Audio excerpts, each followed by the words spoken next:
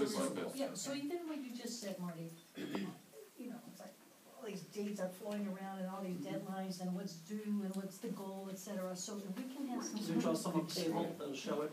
But in the contract, right? To also to be in the contract, Yeah, in the and then contract. it makes it It's explicit. kind of a for public document. So Yeah, it's so useful it to- makes it Okay. explicit for the firms as well as for us. So like, okay, this is what's expected, this is what's Right.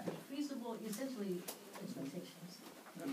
The other issue under 15 was the idea of the full half-year audit versus the mid-year review of the audit, which I don't have a problem with that, of just doing it that way for now. I mean, but we should see, I mean, I think part of the issue to me personally is just not seeing that mid-year review, whether you wanna call it a mid-year audit or a mid-year review. It's a mid-year review of findings, and that should be open to everyone, especially the CBOC Audit Subcommittee. So once we distribute that document, and we set the meeting, it should be available to the whole Okay. CBOC. Okay, so it'll be in that column. Yeah, Okay. So are you going, are you But not a saying, half-year audit. it's not a half-year audit, it's a. Please it's a- explain that. It's a review of the findings that were in the audit. And this is a follow-up to what you're saying, Mr. Jett, is that the district gives you a fuzzy answer in March, February. You know, we're all rushed, we get it out. They're coming back in June, July, and saying, we're looking at this finding, this is your answer, this isn't adding up. You're gonna get the opportunity to look at it, the audit's gonna get the opportunity to look at it, and the district will be there too, to be held accountable. see, I disagree with waiting. Those responses should be at the time that the audit is done. That's, the responses will be there. Right, But but now, but if you want to bring back auditors, you are creating, an additional expense that really shouldn't be there. I mean, just say hypothetically that there is not any major findings. You're going to present, non-major, a major review? Well, It doesn't make any sense. It's Well- cost prohibitive. exactly, I mean, normally, in normal audit, we did this because this is what the CBOC wanted last time we went for RFP. Normally what the auditors will do, they'll have findings in the audit in, let's say, March 31st. When they come back to do work 2 months later in May, that's the first thing they check to follow up on the findings. So anyhow, we put in this mid-year review as a request to the CBOC instead of the mid-year audit. Because the mid-year audit is just crazy, you're just flushing money down the toilet. Did TSS set a financial precedent on mid-year audits and a price to go with it? Pricing go with it? No, but we paid for that portion of it, and it was negotiated with the district and TSS. And what was that cost? It's approximately $10,000. So if we come back. Go ahead, Paul.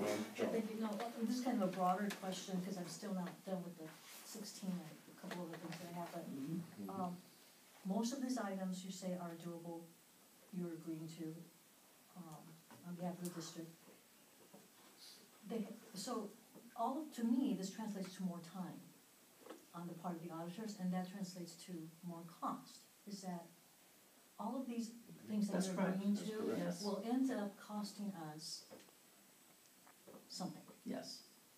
Your estimate, percentage-wise, just percentage-wise, so the public also hears that per all these requests, there will be additional time, there will be additional costs. I really can't put a number on it right now because the items they have, Well, you can do this. TSS, what has been the cost of their audits for the last 5 years? Annually, I can't, the last 3 years, or 3? we'll say it's been around 150 because we've had the RFP process. Mm-hmm. Before that, in the earlier years, it's nearly $360,000 a year. So, Okay, so we Hopefully know, that helps. we know there's gonna be There's more gonna be a costs. cost. However, I think what has been presented to us seem to be recurrent issues, if not concerns, that seem to be okay for the public to have the district spend money on. And like in the past, when we did do an entrance conference, exit conference, there was no intent to leave the CBOC out of the process. It's just the way the audits flowed. And same thing we'll say with the regular district audit. I mean, literally the auditors come in, they do their work, they go out, and they'll tell us the findings, they'll tell us the emails, say, this is this, and follow-up findings. like going forward on the CBOC, will be a little more structured on what the auditors do. Okay, and because there's a history as well as to how auditors do their work for the district, there are probably ways to cut down on costs as well. Actually, yes, because since I'm a certified public accountant, I do some of their work on the financial audit.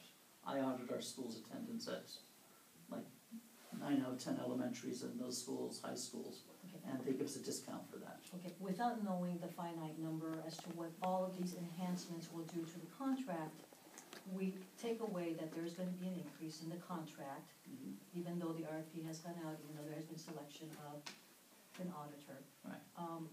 But relatively speaking, relative to the issuance of bonds and the total amount, it is really worth it.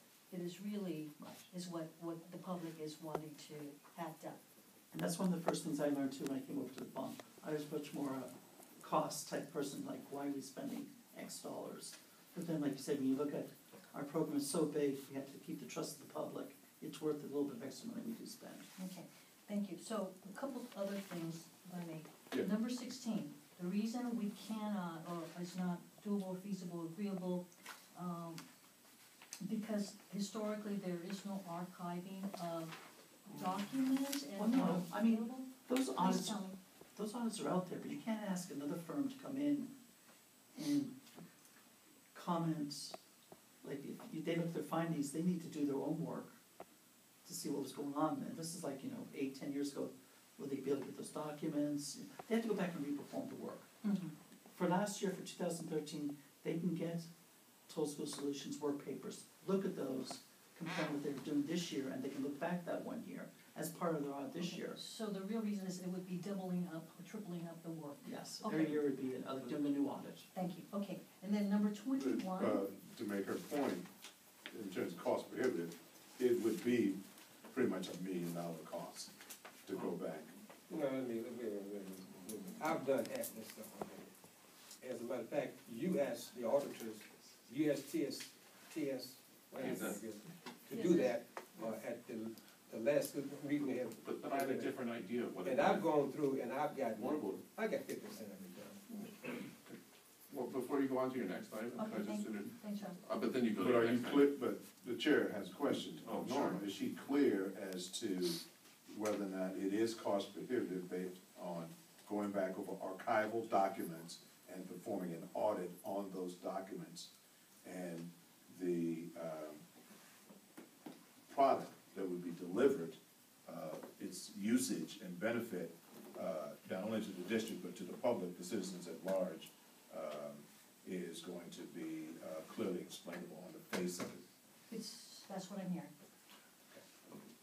So my thing was that, when I saw this, I wasn't thinking in terms of going back through the archival materials, but simply as part of the audit, doing a checklist kind of thing. Were these things done, or were they just go through the actual audit report and look at that?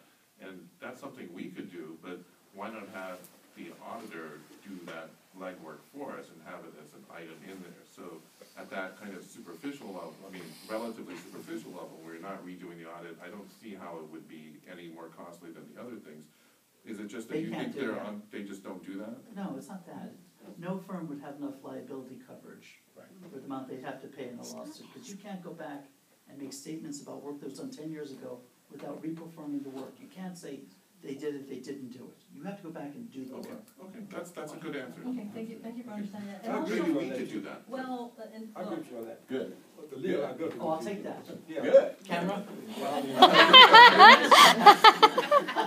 Touchdown. well, and maybe. However, Touchdown. I've done it. I've done half of it already. Perhaps on. We can Keep look at going. that. No, Yeah, keep we want to- yeah. Yeah. I have to say, I think Mr. Anton mentioned this a couple of times, that it is these individual enhancements to a contract are for work to be done by the auditors, not by volunteers. Right. There's a whole different level of technique, expertise, familiarity, knowledge, built experience, etc., that volunteers are not likely to have.